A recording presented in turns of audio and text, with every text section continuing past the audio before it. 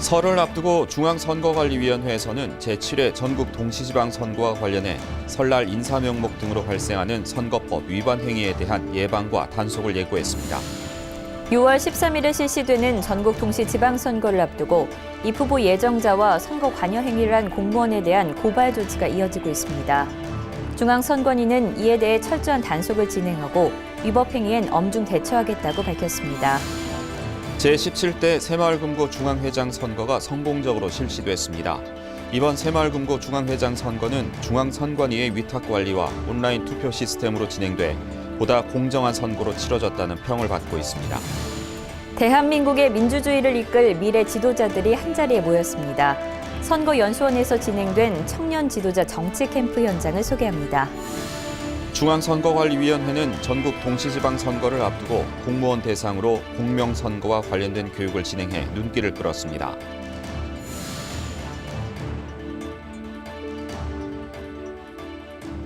시청자 여러분 안녕하십니까? 한국 선거방송 뉴스입니다. 우리나라 대명절 중 하나죠. 설날이 이제 얼마 남지 않았는데요. 중앙선거관리위원회에서는 6월 실시되는 제7회 전국 동시지방선거를 앞두고 설날 인사를 명목으로 발생되는 선거법 위반 행위의 예방, 단속을 예고했습니다.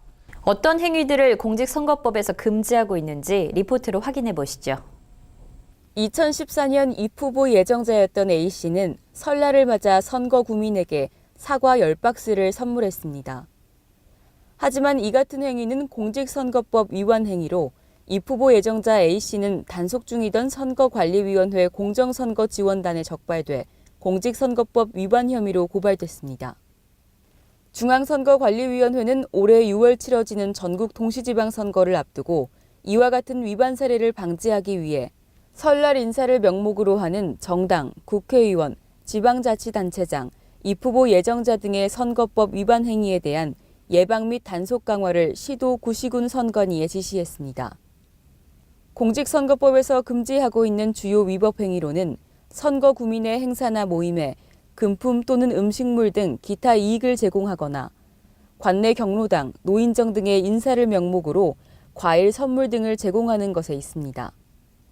또한 지방선거 이 후보 예정자의 직성명을 표시한 명절 현수막을 선거군의 거리에 게시하거나 명절 인사를 빙자해 지지를 부탁하는 인사장을 발송하는 행위 역시 공직선거법에서 금하고 있습니다. 이뿐만 아니라 정당의 정책 홍보물에 이 후보 예정자의 공약이나 지지를 호소하는 내용을 게재해 일반 선거구민에게 배포하는 것 역시 위법 행위에 포함됩니다.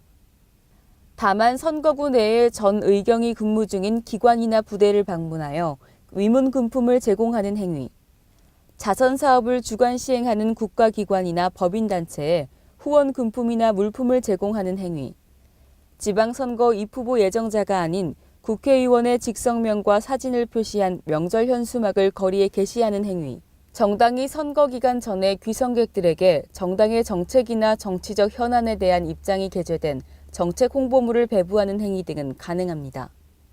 중앙선거관리위원회는 법에 대한 무지로 법을 위반하는 일이 없도록 주요 선거법 위반 사례를 적극 안내하고 위법 행위가 발생하는 경우 엄중 조사할 방침이라고 밝혔습니다. 한편 설 연휴 기간 중에도 선거법 위반 행위 신고 제보 접수 체제를 유지한다며 선거법 위반 행위 발견 시 국번 없이 1390으로 즉시 신고해 줄 것을 당부했습니다. 제17대 새마을금고 중앙회장 선거가 성공적으로 마무리됐습니다. 박차훈 후보가 결선 투표 결과 57.2%의 득표로 당선됐는데요. 특히 이번 선거는 중앙선거관리위원회의 위탁관리로 진행돼 더욱 공정하고 깨끗한 선거로 실시되었다는 평을 받았습니다. 당선증 박차훈 귀하는 2018년 2월 2일 실시한 제17대 새마을금고 중앙회장 선거에서 당선인으로 결정되었으므로 당선증을 드립니다. 2018년 2월 5일 중앙선거관리위원회.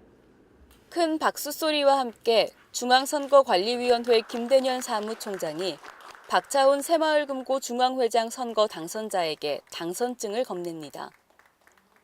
지난 2월 5일 중앙선거관리위원회에서는 앞으로 4년 동안 새마을금고 중앙회를 이끌어갈 제17대 신임 회장의 당선증 교부식이 진행됐습니다. 정정당당하게 이제 정책으로 승부해서 당선이 되셨으니까 이게 그 정당성으로 그다음에 어떤 그 활동을 하시는 데 있어서 이제 동력으로 작용할 수 있는 거거든요. 공명 선거를 하는 데 있어서 부정 선거를 없애기 위해서 그런 것은 참 좋은 방법이었다. 저는 그렇게 말씀을 드리고 싶습니다.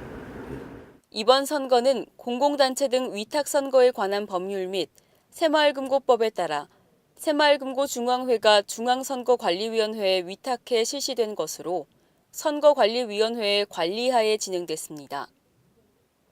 중앙선관위는 이번 선거와 관련해 지난해 12월부터 특별 예방단속팀을 두고 불법 행위에 엄중 대처하는 등 공정하고 깨끗한 선거를 위해 노력했습니다.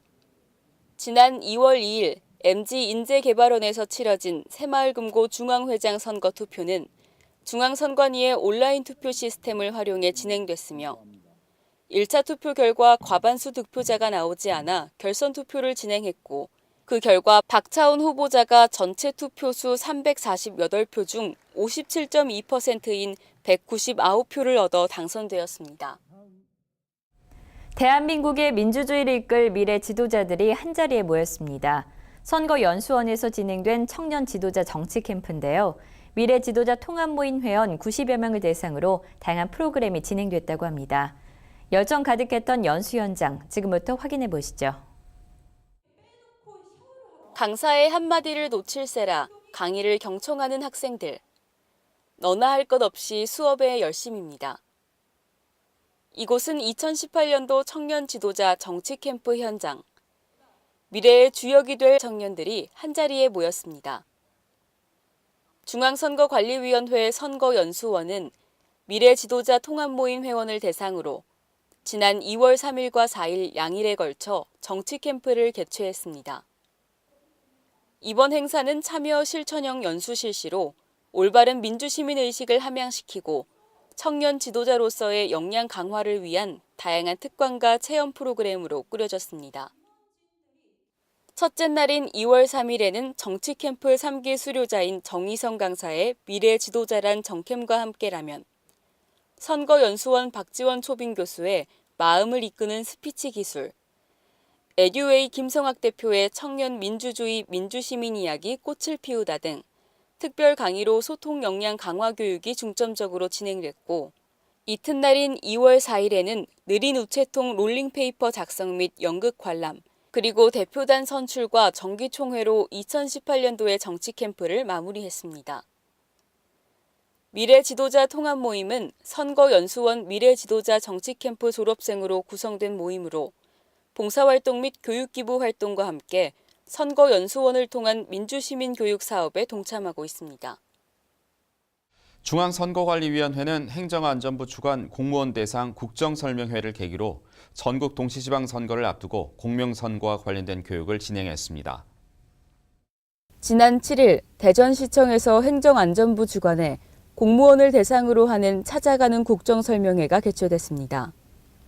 이번 설명회에는 지자체에서 정책의 실질적인 중추 역할을 담당하는 대전, 세종, 충남북, 광주, 전남북, 제주 지역 공무원 250여 명이 참석했습니다. 특히 이 자리에는 중앙선거관리위원회 박찬진 조사국장이 참석해 6월 13일 실시되는 제7회 전국 동시지방선거를 앞두고 공직자의 엄정한 선거 중립과 지자체의 공명선거 추진을 당부했습니다. 선거가 잘 치러지기 위해서는 무엇보다도 선거 과정에 내부에 불필요한 영향력들이 제거돼야 되는데 그 영향력을 제거할 수 있는 그 유일한 방법이 이제 선거 질서를 회복하는 겁니다. 이번 선거도 지방자치단체의 절대적인 도움이 없이는 선거를 완벽하게 치러내기 어렵다고 보여집니다. 작년에 그렇게 하셨던 것처럼 이번 선거도 지방선거 잘 치러질 수 있도록 우리 선거관리위원회의 그 협조를 잘 좀 부탁드리고. 한편 중앙선거관리위원회는 시도 및 구시군 선관위에서도 해당 지자체의 공무원 대상 교육, 행사 등 계기가 있을 때의 공명선거 안내를 꾸준히 실시해 오고 있다고 밝혔습니다. 중앙선거관리위원회에서는 온 오프라인에서 올바른 선거와 민주주의 홍보 활동을 진행하는 선거 명예 기자단을 운영하고 있는데요. 지난 7일에는 16기 선거 명예 기자단의 발대식 및 워크숍을 개최했다고 합니다. 제7회 전국 동시 지방선거를 앞두고 있어 대국민 홍보에 책임감이 더해졌다고 하는데요. 16기 선거 명예 기자단을 화면으로 만나보시죠. 화기애애한 분위기 속에 자기소개를 하며 앞으로의 각오를 이야기하는 사람들. 지난 2월 7일 열정과 끼로 똘똘 뭉친 제16기 선거 명예기자단 발대식이 열렸습니다. 중앙선거관리위원회는 선거와 민주주의에 관심 있는 전국 대학교, 대학원 재학생 및 취업준비생을 대상으로 서류와 면접 심사를 통해 총 14명의 기자단을 선발했습니다. 이번 발대식에는 중앙선거관리위원회 김종국 홍보과장이 참석해 기자단 활동을 격려하고 위촉장을 수여했습니다. 국민들이 궁금해하시는 정보, 자료를 많이 제공해 드리고 또 그 자료를 가지고 그 팩트에 입각해서 후보자 간의 정책 공약을 비교 평가할 수 있도록 자료를 많이 드리는 게 선거의 역할이고 또 여러분의 역할이다. 한편 이번 달부터 12월까지 약 10개월간 활동하게 될 선거 명예기자단은 유권자의 눈높이에 맞는 선거, 민주주의와 관련한 다양한 기사 콘텐츠를 제작하며 활동할 예정입니다. 지난 5일 안동시 선거관리위원회는 6월 13일 실시되는 안동시 의회 의원 선거와 관련해 출마 예정 지역, 단체, 선거구민 등에게 행사 찬조금 명목의 금품을 제공한 혐의로 입 후보 예정자 A씨를 대구지방검찰청 안동지청에 고발 조치했다고 밝혔습니다.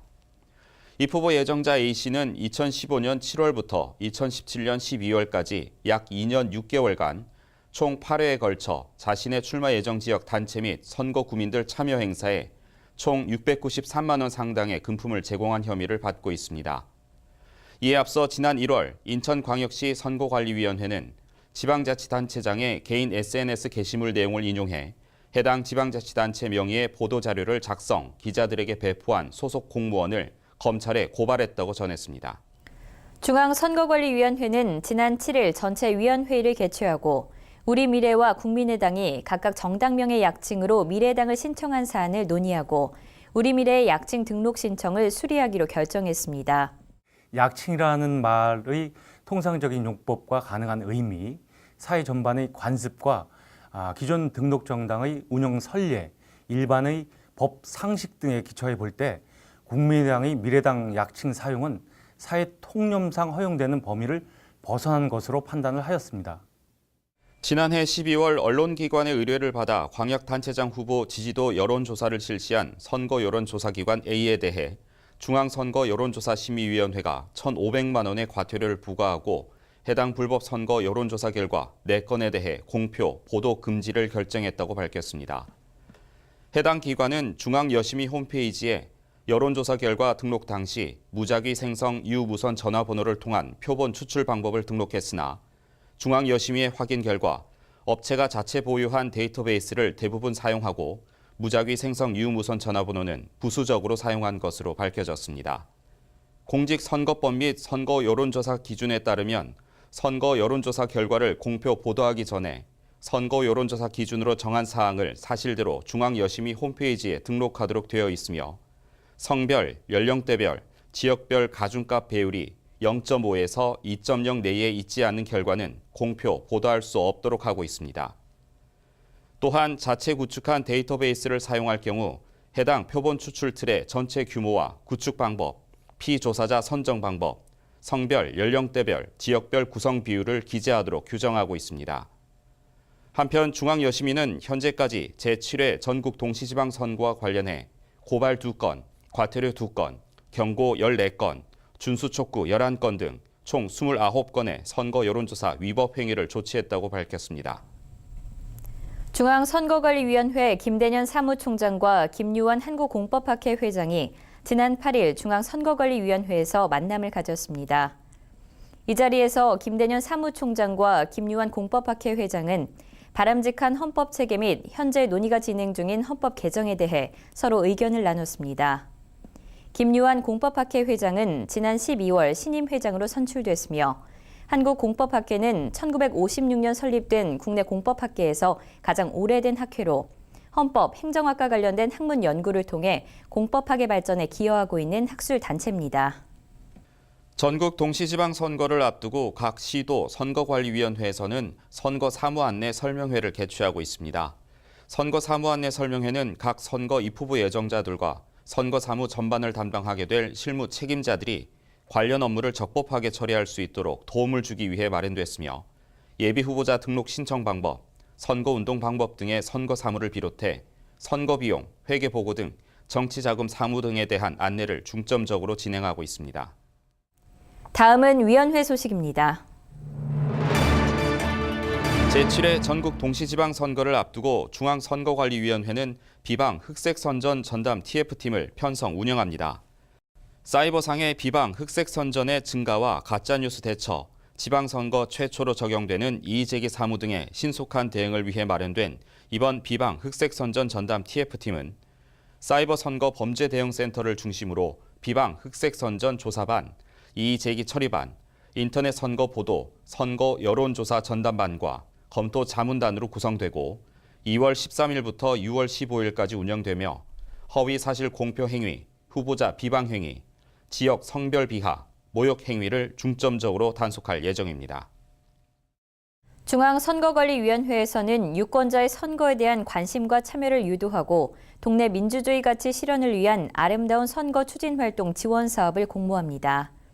공모 분야는 아름다운 선거의 핵심 가치인 참여 희망, 축제, 화합의 선거 분위기 조성 사업, 유권자 민주 시민의식 함양 사업, 지방선거 특성에 부합하는 동네 민주주의 가치 실현 사업, 위원회의 브랜드인 아름다운 선거 가치 제고 관련 사업 등 총 4가지입니다. 이번 사업 공모 대상은 시민사회단체, 언론 종교단체, 인문문화예술단체 및 학계 등 단체며 공모 기한은 2월 28일입니다. 자세한 사항은 중앙선거관리위원회 누리집을 통해 확인할 수 있습니다. 문화, 예술, 스포츠 등과 연계한 다양한 사업에 관심 있는 단체들의 많은 참여 바랍니다. 이어서 간추린 뉴스를 전해드립니다.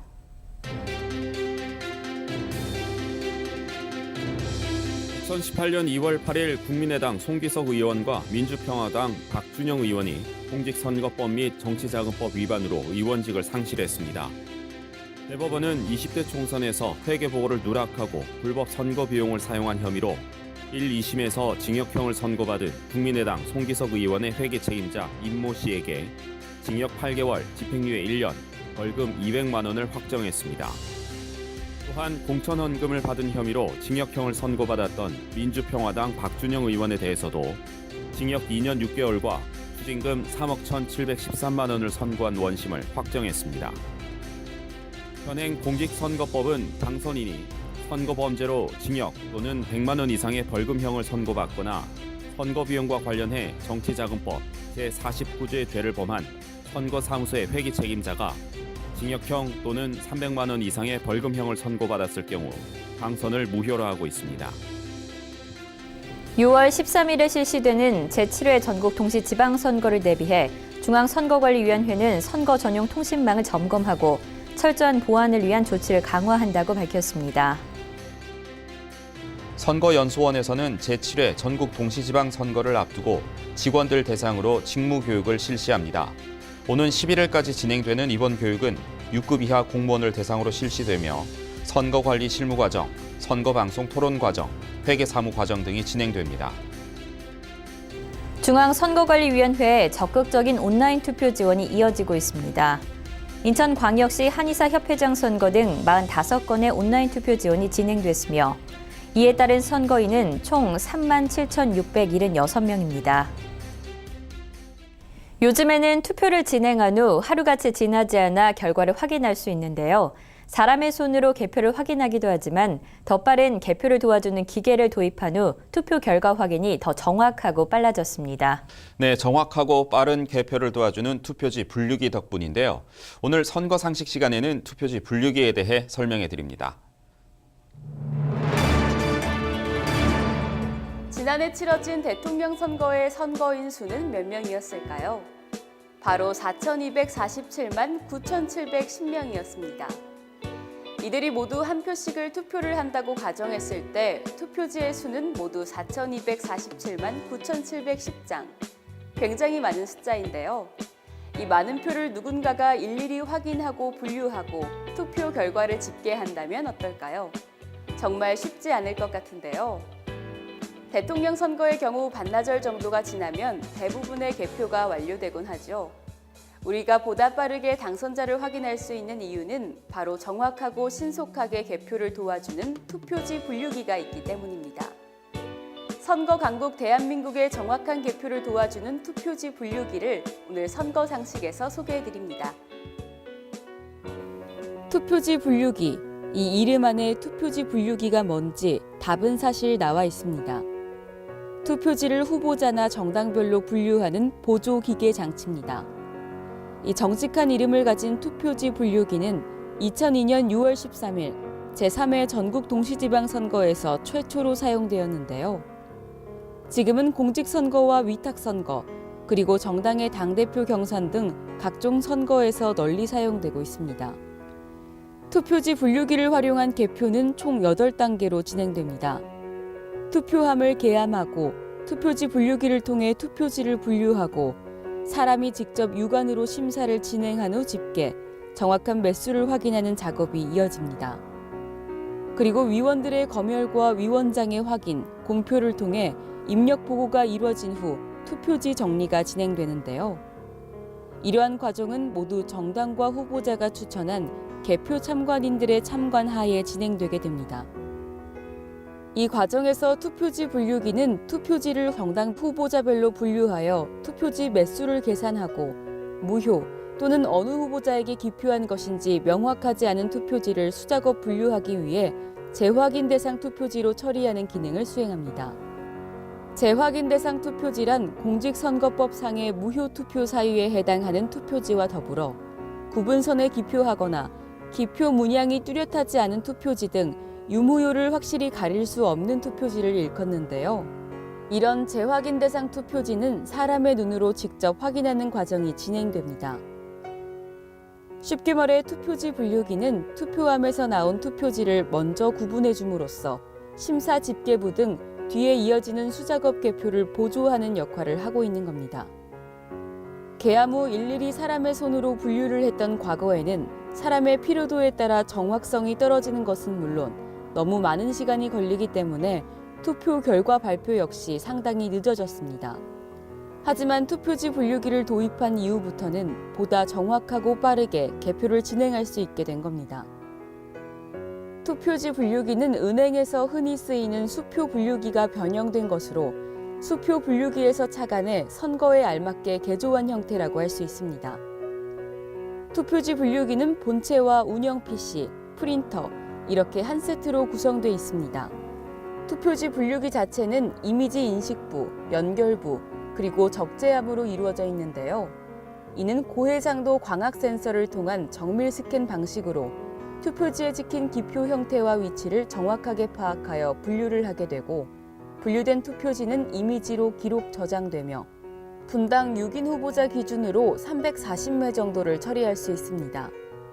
물론 투표지 분류기가 기계라는 것에 대해 기계적 오류나 임의적인 조작이 가능하지 않을까 하는 우려의 목소리도 있습니다. 투표지 분류기는 관리적 보안, 기술적 보안, 그리고 물리적 보안 체계를 갖추고 있는데요. 우선 관리자 권한이 있는 사람만이 접근할 수 있는 보안 카드와 비밀번호 입력으로 관리적 보안을 실행하고 있으며 운영 전 무결성 검증 프로그램으로 위변조 여부를 확인한 후 운영되도록 되어 있기 때문에 기술적 보안 역시 철저하게 지켜지고 있습니다. 또한 마스터키 생성 시에는 제1당 그리고 제2당의 추천 전문가가 참여하고 선거일 전일에는 투표지 분류기 공개 시연과 봉인 과정에 개표 참관인이 참관하고 봉인 스티커를 각 지정된 부분에 부착하도록 해 물리적으로도 보안이 이루어지도록 하고 있습니다. 이뿐만이 아닙니다. 정당, 학계, 시민단체 전문가들로 이루어진 보안자문위원회를 별도로 두고 운영 프로그램의 객관적인 검증을 시행하고 있으며 온라인이 아닌 오프라인으로 인터넷 해킹 또는 별도의 조작이 불가능합니다. 개표 종료 후에도 투표록, 개표록, 투표지 등 선거 관련 모든 서류를 공직선거법 제219조, 제222조 및 제223조에 따라 봉쇄, 봉함, 봉인하여 보관하게 됩니다. 따라서 개표 종료 후에도 투표지 현품과 투표지 이미지 파일이 보관되므로 사후 검증이 가능하기 때문에 이의가 제기되더라도 확인할 수 있는 절차가 마련돼 있는 것이죠.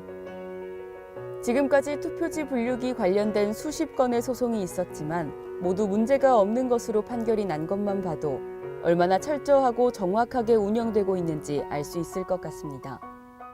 중앙선거관리위원회는 보다 신뢰도 있는 개표를 위해 지난 대선 각 정당과 시민단체, 학회, 언론인으로 구성된 개표 사무 참관단을 운영하고 이와 함께 시민들도 개표를 지켜볼 수 있도록 일반 시민 개표 참관인도 함께 진행했는데요. 이들은 선거일 개표소에 지정된 장소에서 투표지 분류기를 통한 개표 모습을 직접 지켜봤습니다. 투표지 분류기를 도입하는 것도 개표 사무 참관단을 운영하고 시민들에게 개표를 개방하는 것도 결국은 유권자들의 표를 보다 정확하고 신뢰도 있게 집계하기 위함인 것인데요. 결국 투명하고 공정한 선거를 만드는 것은 유권자입니다. 선거에 대해 보다 큰 관심을 갖고 적극적으로 관여하는 것, 깨끗한 선거, 공정한 결과를 만드는 신뢰의 시작이 아닐까 싶습니다. 선거 역사와 민주주의의 발자취를 따라가보는 역사 속 그날입니다. 2월 둘째 주 역사 속 그날로 장현재 아나운서와 함께 떠나보시죠. 1919년은 우리나라 역사에서 절대 잊을 수 없는 해죠. 가장 먼저 떠오르는 사건, 바로 그해 3월 1일에 있었던 3.1운동일 텐데요.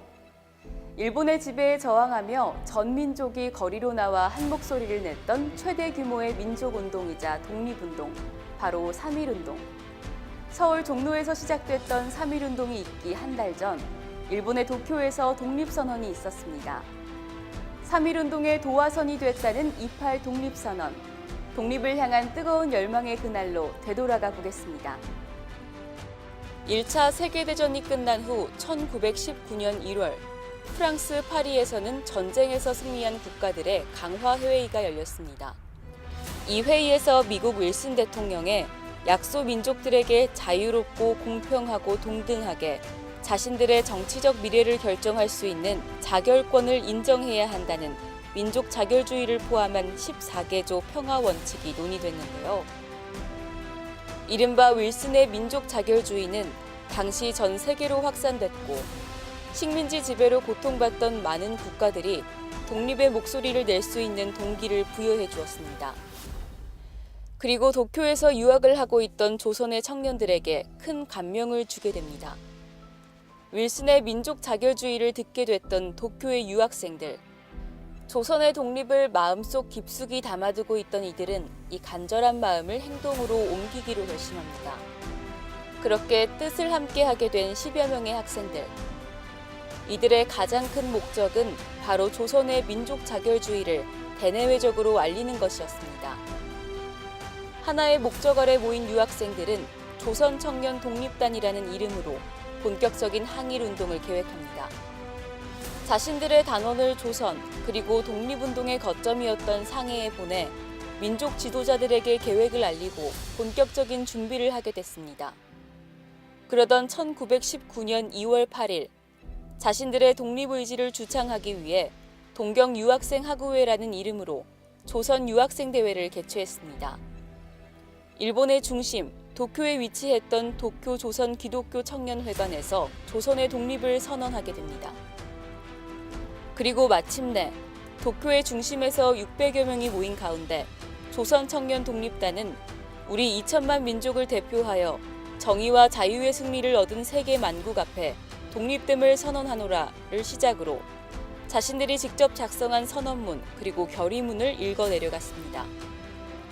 한일 합방이 한 국민의 뜻에 반한 것인 만큼 일본은 한국을 독립시킬 것, 미국과 영국은 일본의 한국 합병을 솔선 승인한 죄가 있으므로 속죄의 의무를 질 것, 이에 응하지 않을 때는 우리 민족이 생존을 위해 자유행동을 취해 독립을 달성할 것이라는 28 독립선언문. 조선 청년 독립단은 이 선언문을 만장일치로 가결하고 일본 의회에 청원서를 제출하려 했지만 결국 들이닥친 일본 경찰의 제지로 계획은 실패로 돌아가게 됐습니다. 조선 청년 독립단은 일본 경찰에 의해 강제 해산됐고 이 중 60여 명은 검거되기까지 했습니다. 상해에서 이를 지켜보던 민족 지도자들은 28 독립선언을 세계 언론에 알렸는데요. 그날의 조선 유학생들의 용기는 한 달 뒤 3.1 운동의 불씨가 되었습니다. 그리고 그날로부터 98년이 흐른 2017년 2월, 서울과 도쿄에서는 28 독립선언 선포 기념식이 개최됐습니다. 이날 기념식에서는 1919년 2월 8일 도쿄 조선 기독교 청년회관의 모습을 옮겨놓은 듯 학생들은 독립선언문을 낭독하고 만세삼창을 외쳤습니다. 암울했던 대한민국의 역사의 한 페이지였던 1919년. 그 시대를 지금 이렇게 되짚으며 이야기할 수 있는 것은 바로 그때 우리 민족의 간절하고 용기 있는 외침이 있었기 때문일 겁니다. 1919년 2월 8일, 그날을 우리는 늘 기억하고 감사해야 할 것 같습니다. 사막과 오아시스, 그리고 석유의 나라 사우디아라비아. 사우디아라비아는 강력한 왕정국가 중 하나인데요. 그 이유에서인지 1932년 건국 이래 소수 대도시에서 실시됐던 지방선거 이외에는 전국 단위의 민주적 지방선거가 한 번도 실시된 적이 없었습니다. 그러던 중 2005년 2월 사우디아라비아에서 첫 번째 민주지방선거가 실시됐는데요. 건국 이래 처음으로 치러진 사우디아라비아의 민주지방선거. 그 이야기를 역사 속 그날에서 소개해드리겠습니다. 중동에서 가장 폐쇄적인 국가였던 사우디아라비아. 2003년 당시 사우디아라비아는 국내외 진통으로 몸살을 앓고 있었습니다. 급격한 인구 증가, 실업률 폭증과 더불어 부패는 만연했고 발언권 등 기본권을 제한해 내부적으로는 야당을 비롯한 이슬람 급진 세력의 반발을 사고 있었던 겁니다. 외부적인 압력도 만만치 않았습니다. 미국 등 서방의 정치개혁 압력에 직면해 있었는데요. 그 이유는 바로 이슬람의 근본주의인 와하비즘이 테러 단체를 양산하고 있다는 시선 때문이었습니다. 이런 내외부적인 압박에 당시 파드 국왕이 이끌었던 사우디 정부는 단계적인 정치개혁 프로그램 도입을 약속했고 그 시작이 바로 민주지방선거였습니다. 하지만 이 시작도 순탄치는 않았습니다. 당초 2003년 9월에 치러질 예정이었던 민주지방선거. 하지만 알카에다로 인한 치안 불안과 이슬람 금식 기간인 라마단을 이유로 11월로 한 차례 연기됐었고 또다시 다양한 이유로 2005년 2월 10일로 미뤄졌던 겁니다. 그렇게 오랜 시간이 지나고 2005년 2월 10일 사우디아라비아의 민주지방선거가 시작됐습니다. 사우디의 지방선거는 총 3단계로 진행되었는데 1단계 수도 리야드를 시작으로 2단계 동부와 남부의 선거가 3월 3일에 진행되고 4월 21일 마지막 3단계로 남부와 북부에서의 선거가 예정되어 있었습니다. 1단계로 진행된 수도 리야드 지역의 선거에는 127명 선출해 1,818명 후보가 입후보하는 등 치열한 경합이 진행됐습니다. 그 결과 이슬람 성직자들의 지지를 받던 이슬람계 후보자들이 압승을 거두었는데요. 이는 2단계와 3단계 선거에서도 크게 달라지지는 않았습니다. 우여곡절 끝에 치러진 사우디의 지방선거. 하지만 왕정국가인 사우디의 민주선거는 100% 민주선거는 아니었습니다. 전국 178개 지방의회 1,184석 중 절반인 592개 의석을 직접 선거로 뽑고 나머지 절반은 왕이 지명하도록 했기 때문입니다.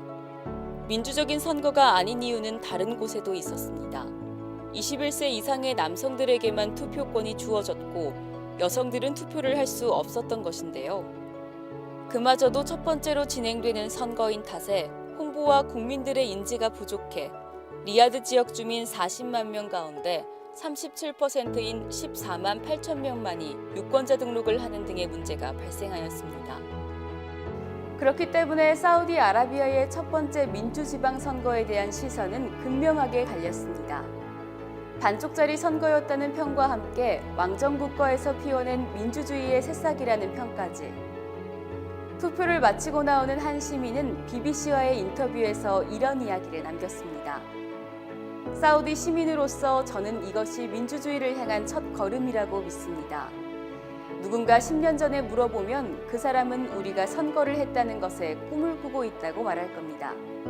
하지만 이제 그 꿈이 실현되는 것을 볼 수 있고 여기서 멈추지 않을 것입니다.